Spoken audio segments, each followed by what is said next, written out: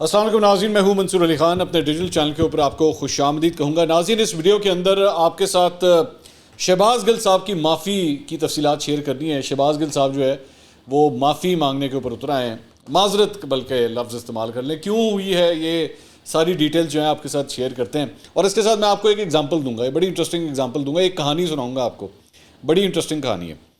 اچھا جی، اس کے علاوہ اور بھی جہاں پہ اسلام آباد ہائی کورٹ کے اندر آج ایک بڑے اہم کیس کی سماعت تھی، اور ایکچولی شہباز گل صاحب کی معافی جو ہے وہ اس سے ریلیٹڈ ہے، میں تھوڑی دیر میں بتاتا ہوں معاملہ کیا ہے۔ اور عمران خان صاحب کے لیے جناب اسلام آباد ہائی کورٹ سے ہی ایک اور خبر آئی ہے، وہ بھی آپ کے ساتھ شیئر کرنی ہے۔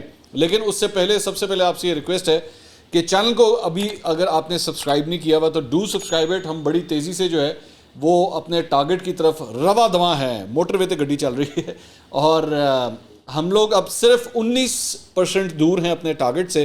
میں نے 4 مہینے کا ٹارگٹ سیٹ کیا تھا، لیکن ماشاءاللہ آپ کی جانب سے جو رسپانس آیا ہے دیٹ از ایکسٹراڈنری۔ ہم لوگ اب 6,81,000 سبسکرائبر کراس کر چکے ہیں، 19,000 سبسکرائبر صرف اور رہ گئے ہیں، اور انشاءاللہ مجھے لگتا ہے کہ بہت جلد جو ہے وہ ہم یہ ٹارگٹ اچیو کر لیں گے۔ تو ابھی تک اگر آپ نے نہیں کیا ہوا چینل سبسکرائب تو please do subscribe to the channel, اور اس کے بعد بیل آئیکن جو ہے وہ ضرور پریس کیجیے گا۔ اس کے علاوہ ہم نے سوشل میڈیا کے اوپر جو اپنا ایک پول سٹارٹ کیا ہوا تھا، اس کی وہ سوال ٹویٹر کے اوپر میں نے ڈالا تھا کہ کس وزیر اعظم کی کارکردگی بہتر رہی ہے ابھی تک، شہباز شریف صاحب اور عمران خان صاحب۔ تو عمران خان صاحب کے لیے اب تقریباً 3,11,000 ووٹ آلریڈی ڈل چکا ہے، اس سے زیادہ ہی بلکہ ووٹ ڈل چکا ہے، اور عمران خان صاحب 74% یا 74.6% کے ساتھ جو ہے لیڈ کر رہے ہیں۔ شہباز شریف صاحب 19% کے اوپر ہیں، بہت بڑا مارجن ہے آپس میں، اور دونوں ہی فیل ہو گئے 4.1%، اور دونوں ہی ایک جیسے تھے 2.1% کے رزلٹ کے ساتھ جو ہے وہ یہ صورتحال ہے۔ اور یہی پول جو ہے ہم نے اپنے کمیونٹی پیج کے اوپر بھی ڈالا ہوا ہے، تو if you want to go and vote please do vote, اور اگر آپ ٹویٹر اکاؤنٹ پہ جائیں تو پلیز فالو کرنا وہاں پہ مت بھولیے گا۔ آ جائیں جی جلدی جلدی خبروں کی طرف، کیونکہ خبریں ظاہری بات ہے آپ سننا چاہ رہے ہیں کہ کیا ڈیٹیل ہے۔ سب سے پہلے تو جناب کاکڑ کا کھڑاک جو ہے وہ ہو گیا ہے، اور وہ بیسکلی معاملہ ہے جناب کہ پٹرول اور ڈیزل کی قیمتیں دوبارہ بڑھ گئی ہیں، 1 تاریخ کو بھی بڑھی تھیں، اور اس کے بعد اب ایک دفعہ پھر ان کے اندر جو ہے وہ جمپ آ گیا ہے۔ پٹرول کی قیمت 17.5 روپے اور ڈیزل کی قیمت میں 20 روپے فی لیٹر جو ہے اضافہ کر دیا گیا ہے۔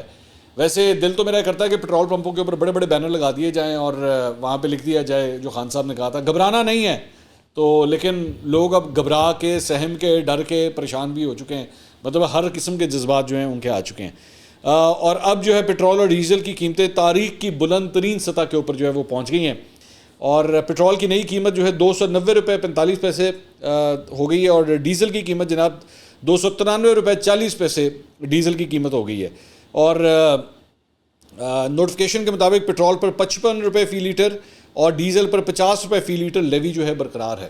اچھا، اس سے پہلے مطلب جب حکومتیں، چاہے وہ عمران خان صاحب کی حکومت تھی یا شہباز شریف صاحب کی حکومت تھی، تو جب یہ پٹرول اور ڈیزل کی قیمتیں بڑھتی تھی تب تو جو مخالف جماعت ہوتی تھی اپوزیشن کی، وہ 2-4 گالاں کٹ دے لیندی تھی، تے ہن کی کرو گے؟ ہن دسو، یہ کاکڑ صاحب نے آتے ساتھ ہی جو ہے وہ پہلے 2 دن کے اندر یہ کھڑاک مارا ہے۔ اچھا، اور ظاہری بات ہے ہی از ناٹ ایون آنسربل، کیونکہ وہ تو نگراں وزیر اعظم ہے، تو ان کو کوئی ایکسپلینیشن دینے کی بھی ضرورت نہیں ہوگی۔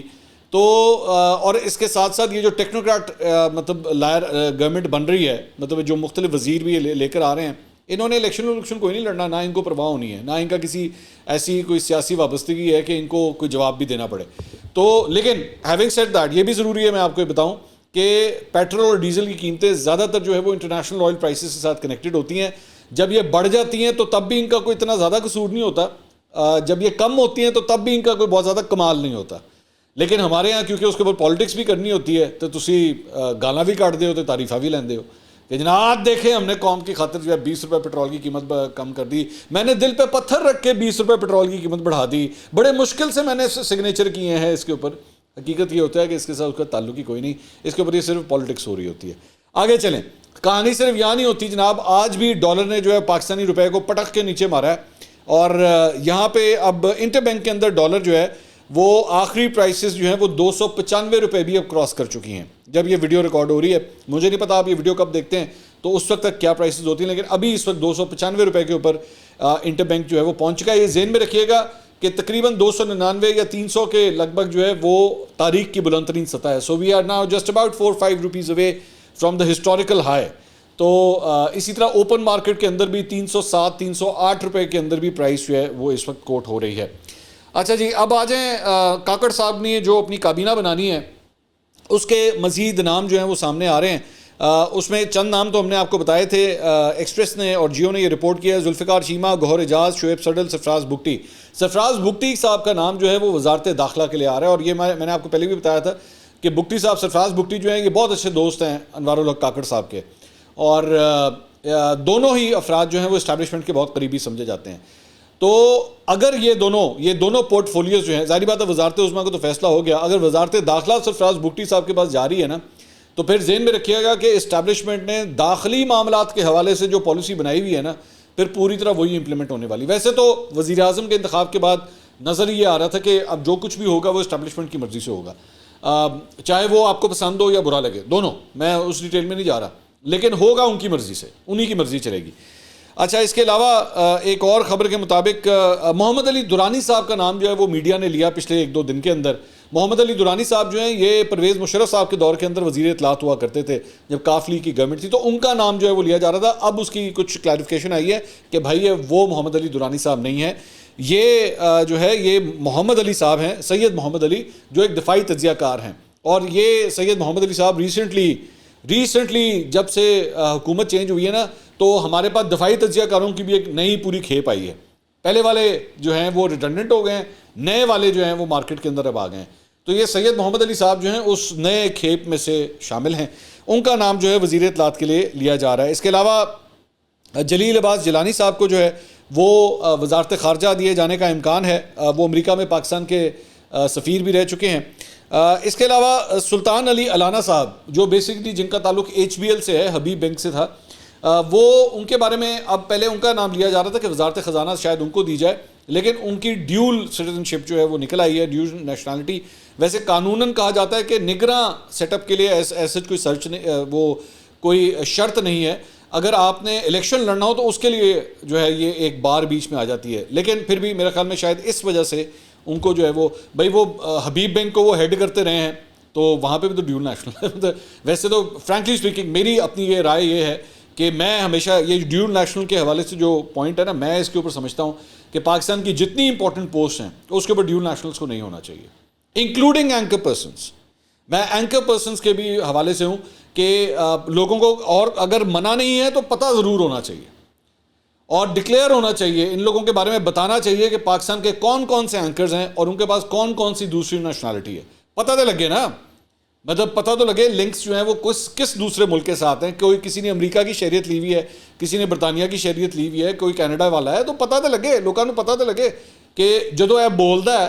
تو وہ ایک گانا تھا نا بڑا مشہور, میں نہیں بولدی میرے چ میرا یار بولدا, تو پتہ تو لگے نا کہ کدھروں بولدا, تو پتہ ہونا چاہیے. میں یہ نہیں کہہ رہا کہ اس کا مطلب ہے کہ ان کی حب الوطنی کے اوپر کوئی سوال کیا, لیکن لوگوں کو انفارمیشن پوری ہونی چاہیے کہ بھائی یہ کدھر سے ان کے لنکس جو ہیں وہ ہیں. اچھا, بات کہیں اور سے کہیں اور چلی گئی. اچھا جی, اب پاکستان کی سب سے بڑی سیاسی جماعت کے بارے میں بات کر لیتے ہیں جس نے پورے پاکستان کے اندر تہلکہ مچا دیا ہے اور لوگ دیوانہ وار پاگلوں کی طرح اس جماعت کے پیچھے بھاگ رہے ہیں. وہ ہے استحکام پاکستان پارٹی. مطلب یہاں پہ لائنیں لگ گئی ہیں, پرچیاں ختم ہو گئی ہیں کہ ممبرشپ کے لیے جو ہے نا وہ اتنی زیادہ قوم آ گئی ہے. تو اس کے بارے میں اب تھوڑی سی بات کرتے ہیں. پارٹی کے سرپرست اعلیٰ جہانگیر ترین صاحب نے کہا ہے جی کسی سیاسی جماعت سے اتحاد کا کوئی امکان نہیں ہے, کیونکہ ایسی کلے ہی کافی ہیں. اور جس طرح وہ عمران خان صاحب نے ایک دفعہ جلسے میں کہا تھا نا میں کلے ہی کافی ہیں, تو وہ استحکام پاکستان پارٹی نے کہا جی اسی کلے ہی کافی ہیں. انہوں نے کہا کہ استحکام پاکستان پارٹی ہر حلقے سے خود الیکشن میں حصہ لے گی. جے سانو بندے لگ گئے تھے بندے بھی تو پورے کرنے نے, بندے کہاں سے پورے کرنے. چلیں خیر ٹھیک ہے, نیا پاکستان بنانا خواب ہے جسے ضرور پورا کریں گے. جہانگیر ترین نے استحکام پاکستان پارٹی کے عہدیداران کا اعلان کر دیا. ادھر پارٹی کے صدر علیم خان نے کہا ہے کہ عام صارفین کو 300 یونٹ بجلی اور چھوٹے کسانوں کو ٹیوب ویل کے لیے مفت بجلی دیں گے. کس طرح دیں گے ایسا نہیں پتہ, بس دیں گے. یہ وہ جو عمران خان صاحب اور مراد سعید صاحب والے جو وعدے تھے نا ماضی کے, یا اسحاق ڈار صاحب والے وعدے, آپ یہ وعدوں کو بھی جو ہے نا ایہو جی پوٹلی بناؤ تو چوک کے اسے ڈبے رکھ دینا جہاں پہ وہ والے وعدے پڑے ہوئے ہیں. آگے چلیں جی. یہاں پہ مطلب صورتحال یہ ہے کہ بجلی کی قیمت کے حوالے سے IMF نے جو ہے نا وہ اپنا گھٹنا رکھا ہوا ہے ہمارے یہاں پہ, گھٹنا رکھا ہوا ہے کہ وہ سانس نہیں لینے دے رہے. آپ کی 40 روپے 50 روپے تک جو ہے آپ کا بجلی کا یونٹ پہنچ گیا ہے تے کہندے نے جناب اسی مفت بجلی دواں گے. صحیح گل ہے. اچھا جی, اس کے بعد الیکشن کمیشن کا آج ایک بڑا امپورٹنٹ اجلاس ہوا ہے جناب. میں ابھی آتا ہوں, میں شہباز گل صاحب کی معذرت کے اوپر بھی آتا ہوں, ذرا صبر سان لو تھوڑا جا. الیکشن کمیشن کا جناب حلقہ بندیوں سے متعلق اجلاس ہوا ہے اور اس متعلق کوئی حتمی فیصلہ نہیں ہو سکا ہے. الیکشن کمیشن نے مزید مشاورت جاری رکھنے کا فیصلہ کیا ہے. قانونی ٹیم نے حلقہ بندیاں کرنے کی تجویز دے دی ہے اور الیکشن کمیشن دوبارہ جو ہے وہ اس سلسلے میں اجلاس بلائے گا. اسی سے ریلیٹڈ میں یہ بھی آپ کو بتا دوں کہ سپریم کورٹ بار ایسوسی ایشن نے سپریم کورٹ میں یہ جو نئی مردم شماری ہوئی ہے اور جس کی وجہ سے, کیونکہ نئی مردم شماری ہوئی ہے اس کے بعد اسی وجہ سے نئی حلقہ بندیاں ہونی ہیں, اس کی وجہ سے الیکشن جو ہے مزید آگے جائیں گے. تو سپریم کورٹ بار ایسوسی ایشن نے اس سلسلے میں ایک پٹیشن فائل کی ہے اور انہوں نے اس کی مخالفت کی ہے کہ یہ نئی مردم شماری کے تحت جو ہے یہ کام نہ کیا جائے. لیکن but the problem is the law says کہ جب اگر مردم شماری کو اپروو کر دیا جائے تو اس کے بعد نئی حلقہ بندیاں ہونی ہی ہونی ہیں. So it's a catch 22 situation کہ سپریم کورٹ اس سلسلے میں کیا کرتا ہے. اچھا جی, اس کے علاوہ ایک اور خبر یہ ہے, اور یہ عمران خان صاحب کے لیے ایک تکلیف دہ خبر ہے, وہ یہ ہے کہ سائفر کی تحقیقات کے معاملے پر سابق پرنسپل سیکرٹری اعظم خان صاحب ایک دفعہ پھر باہر آئے ہیں. تیسری دفعہ جو ہے وہ اعظم خان صاحب نمودار ہوئے ہیں اور انہوں نے ایف آئی اے ہیڈ کوارٹرز پہنچ کر جے آئی ٹی کے سامنے جو ہے وہ اپنا بیان ریکارڈ کرایا ہے. 2 گھنٹے تک وہ ایف آئی اے ہیڈ کوارٹرز میں رہے جہاں ان سے سائفر سے متعلق جو ہے سوالات کیے گئے. اعظم خان کے بیان کو ریکارڈ کا حصہ بنا دیا گیا. مجھے شک ہے, خبر نہیں ہے, ایدج کبوتر کا کوئی کام نہیں ہے, یہ میں اپنی بات کر رہا ہوں, یہ مجھے شک ہے کہ عمران خان صاحب کے لیے اگلا کھڈا جو تیار ہو رہا ہے وہ سائفر کا ہو رہا ہے, کیونکہ سائفر والے معاملے کے اوپر نا کام بہت تیزی سے چل رہا ہے. وہ جو القادر ٹرسٹ والا معاملہ ہے نا, اس کے اندر پرابلم یہ ہے کہ وہاں پہ ہم سب کے چہیتے میڈیا کے بھی اور سیاستدانوں کے بھی سب سے چہیتے شخص جو ہے وہ بیچ میں آ جاتے ہیں. وہ ہیں ملک ریاض. ویسے دونوں ہی چہیتے ہیں ہمارے, لیکن ملک ریاض صاحب کا نام چونکہ بیچ میں آ جاتا ہے تو ہو سکتا ہے کہ وہاں پہ کوئی اتنی پیش رفت ہو. لیکن جو سائفر والا معاملہ ہے نا, یہ میری نظر میں بڑی تیزی سے چل رہا ہے اور یہ عمران خان صاحب کے لیے کافی پرابلمٹک ہو سکتا ہے. کیونکہ اب میں آپ کو یہی خبر دے رہا ہوں کہ ایف آئی اے نے سائفر کی گمشدگی کے معاملے پر باقاعدہ طور پر اب عمران خان صاحب کے خلاف مقدمہ درج کر لیا ہے اور ایف آئی اے کی انسداد دہشت گردی ونگ میں سائفر کی گمشدگی کا مقدمہ درج کیا گیا ہے جس میں عمران خان صاحب کو نامزد کر دیا گیا ہے اور ایف آئی اے کی انسداد دہشت گردی ونگ میں تعینات ڈی آئی جی لیول کے افسران جو ہیں اس معاملے کی انکوائری کر رہے ہیں. دوسری جانب سائفر کی گمشدگی کے معاملے پر عمران خان صاحب سے جیل کے اندر جا کے جو ہے وہ تحقیقات ہوئی ہیں اور سائفر گمشدگی پر مشترکہ تحقیقاتی ٹیم کے ممبران نے اٹک جیل میں عمران خان سے پوچھ گچھ کی اور ڈپٹی سپرنٹینڈنٹ جیل کے آفس میں یہ ساری کارروائی جو ہے وہاں پہ ہوئی ہے. تو میں نے آپ سے جس طرح کہا نا, مجھے لگ رہا ہے کہ پہیا جو ہے نا اس معاملے میں اب ذرا تیزی سے چلنا شروع ہو گیا ہے. اس کے علاوہ عمران خان صاحب کی جناب توشہ خانہ کیس کے معاملے کے اندر جو ان کی اپیل تھی, جسے پچھلی ہیئرنگ میں جو ہے وہ سامنے آیا تھا یہ معاملہ, اور اس وقت جنہ لونڈا لپاڑا سی اور ان کے جو چند وکلا کی ٹیم تھی انہوں نے کہا تھا بس آپ دیکھیے گا پہلی سماعت خان صاحب باہر ہوں گے. میں نے آپ کو اسی وقت کہا تھا کہ کوئی ایسی حرکت نہیں ہوگی, آپ دیکھ لیجئے گا کہ یہ سارا کچھ جو ہے آگے جائے گا ابھی, کیونکہ بھائی پہلی جو ڈیٹ ہوتی ہے اس کے اوپر صرف نوٹسز جاری کیے جاتے ہیں, جتنے متعلقہ فریق ہوتے ہیں اس کے اندر سب کو نوٹسز جاری کیے جاتے ہیں اور یہی ہوا تھا لاسٹ ٹائم بھی یہی ہوا تھا. اب اس کی اگلے ہفتے کی ڈیٹ جو ہے وہ پڑ گئی ہے, یعنی 22 تاریخ کی. تو منیمم آپ یہ کہہ سکتے ہیں کہ ایک ہفتہ تے عمران خان صاحب کو ہلے کوئی ریلیف نہیں ملنے والا, کیونکہ آج بدھ ہے تو اگلے بدھ کی جو ہے یہ ڈیٹ پڑی ہے, تو ایک ہفتہ جو ہے وہ تو کوئی ریلیف نہیں ملنے والا. لیکن میں ساتھ ساتھ آپ کو بتا دوں کہ اب ریلیف کی طرف عمران خان صاحب جو ہیں وہ کم از کم چلنا شروع ہو چکے ہیں. اچھا جی, اس کے علاوہ اسلام آباد پولیس نے توشہ خانہ کے گھڑی کے جعلی رسیدیں بنانے کے معاملے پر سابق خاتون اول بشرا بی بی کی آڈیوز کا فورنسک کرانے کا فیصلہ کر لیا ہے اور یہ جعلی رسیدیں بنانے کے معاملے میں کیس میں جو ہے وہ شامل تفتیش ہوئی تھیں اور ان سے 2 آڈیو لیک سے متعلق جو ہیں وہ سوالات بھی کیے گئے ہیں. پولیس کی تفتیشی ٹیم نے 25 سوال تیار کیے, 23 سوال بشرا بی بی سے پوچھے گئے جن میں سے زیادہ تر توشہ خانہ کے تحائف سے متعلق تھے. تو ایک اپڈیٹ جو ہے وہ یہ ہے. اس کے علاوہ اسلام آباد ہائی کورٹ نے سابق چیف جسٹس ثاقب نثار کے بیٹے نجم الثاقب کی آڈیو لیک پر خصوصی کمیٹی میں طلبی کے خلاف درخواست پر سماعت کی. ایک معاملہ جو ہے وہ یہ ہوا ہے. اس کے علاوہ زمان پاک کے باہر پولیس گاڑیوں کو جلانے کے خلاف کیس کی سماعت ہوئی. عدالت نے تحریک انصاف کے 3 رہنماؤں کو اشتہاری قرار دینے کی کارروائی اب شروع کر دی ہے. اس میں حماد اظہر, حسان نیازی اور خالد گجر کو اخباری اشتہار جو ہے ان کے خلاف جاری کرنے کا حکم ہوا ہے. حسان نیازی چونکہ گرفتار ہو چکے ہیں آلریڈی اور کوئٹہ پولیس کی تحویل میں ہیں, تو ان کے خلاف یہ اشتہاری قرار دینے کی کارروائی کو فی الحال روک دیا گیا کیونکہ ہی از آلریڈی انڈر اریسٹ. اچھا جی, اب آ جائیں اسلام آباد ہائی کورٹ میں کیا ہوا؟ اس میں جناب پی ٹی آئی کے رہنما شہریار آفریدی اور شاندانہ گلزار صاحبہ جو ہیں ان کو آج عدالت میں پیش کیا گیا. شہریار آفریدی صاحب نے قرآن مجید کا نسخہ جو ہے وہ پکڑا ہوا تھا, وہ اٹھا کر وہ روسٹرم پر آئے. بابر ستار صاحب جو کہ جج ہیں اس کیس میں, انہوں نے ڈپٹی کمشنر اسلام آباد کو روسٹرم پر بلایا. ڈپٹی کمشنر نے کہا 9 مئی واقعات سب کے سامنے ہیں. انٹیلیجنس رپورٹس کے مطابق شہریار آفریدی نے اشتعال پھیلایا. ڈسٹرکٹ کورٹس پر حملے کی منصوبہ بندی میں ملوث ہونے کی بھی اطلاعات ہیں. جج صاحب بابر ستار صاحب نے کہا جیل میں ہونے کے باوجود انہوں نے لوگوں کو کیسے اشتعال دلایا؟ تو ڈپٹی کمشنر صاحب نے کہا کہ جی میری آنکھیں اور کان تو انٹیلیجنس رپورٹس ہی ہیں. انہوں نے کہا بھائی میرا کوئی قصور نہیں ہے, میں نے جڑیاں رپورٹیں آئی ہیں میں تو وہی بنیاد پہ کہہ رہا ہوں. جج صاحب نے کہا کہ انہوں نے ڈپٹی کمشنر کے جواب کو غیر تسلی بخش قرار دیا کہ ان پر چارج, اور انہوں نے کہا کہ ان پہ چارج فریم کیا جائے. عدالت نے اس کے بعد ایس ایچ او سے سوال کیا کہ شہریار آفریدی کی پلاننگ کی آپ کے پاس کیا معلومات تھیں؟ اس پہ ایس ایچ او صاحب نے کہا کہ جی اس وقت وہاں ایس ایچ او میں نہیں تھا, کسی اور کے پاس چارج تھا. تو جج صاحب نے کہا کہ پھر تو آپ کی جان چھوٹ گئی. ڈی پی او کون تھا اب یہ بتائیں؟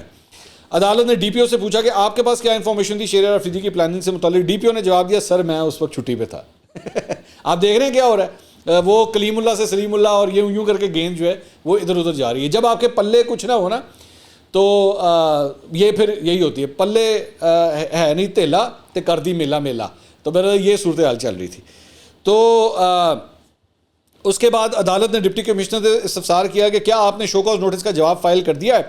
ڈی سی صاحب نے جواب دیا جی سر, تحریری جواب داخل کرا دیا. بابر ستار صاحب نے پوچھا جی 8 مئی کو کیا ہو رہا تھا اسلام آباد میں, کیا آپ نے اس متعلق پوچھا؟ ان رپورٹس کی روشنی میں آپ نے بھی اپنا مائنڈ اپلائی کرنا ہوتا ہے. پولیس حکام بتائیں کہ 8 مئی کو کیا صورتحال تھی اسلام آباد میں. آئی جی اسلام آباد نے عدالت کو بتایا واقعہ ہونے سے قبل خدشات کی بنیاد پر کارروائی کی جاتی ہے, ہم نے یہ کارروائیاں امن و امان کی صورتحال برقرار رکھنے کے لیے کی. بابر ستار صاحب جو جج ہیں انہوں نے کہا اسپیشل برانچ کی رپورٹ تو محض ایک مذاق ہے. انہوں نے ایس ایس پی آپریشن کا جواب بھی غیر تسلی بخش قرار دیا. اسلام آباد ہائی کورٹ نے ایس ایس پی آپریشنز پر بھی فرد جرم عائد کرنے کا فیصلہ کر لیا. ایلو پڑھو.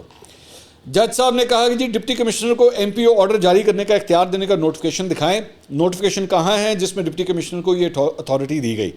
عدالت نے سوال کیا کہ حکومت کی جانب سے یہ اختیار تفویض کرنے کا نوٹیفیکیشن ہے, اگر وہ نوٹیفیکیشن موجود نہیں تو پھر اتنی بحث کی بھی ضرورت نہیں ہے. جج صاحب نے پوچھا آفریدی صاحب آپ کا کوئی گھر ہے اسلام آباد میں؟ انہوں نے کہا جی میرا گھر ہے. عدالت نے کہا کہ جی متعلقہ ڈسٹرکٹ مجسٹریٹ کا ایم پی آرڈر معطل کر کے ان کو اسلام آباد میں اپنی رہائش گاہ جانے کی اجازت دے دی جائے. شہریار آفریدی صاحب کو اجازت دے دی گئی.